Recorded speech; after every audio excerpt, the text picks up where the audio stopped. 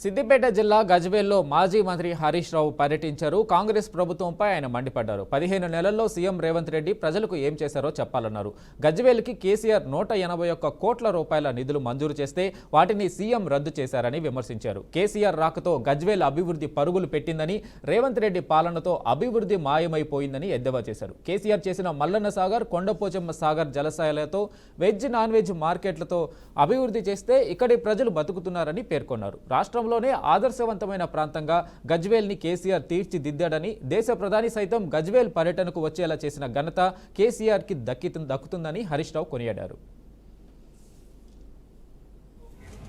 అభివృద్ధి, సేవ అనే కార్యక్రమాలను అనునిత్యం కేసీఆర్ గారు జరిపారు. చివరికి దేశ ప్రధానమంత్రిని కూడా గజ్వేల్కు తీసుకొచ్చిన ఘనత కేసీఆర్ గారు.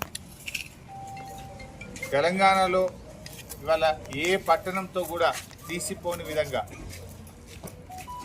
ఇతర పట్టణాలకు ఆదర్శంగా గజ్వేల్ను వారు తీర్చిదిద్దారు.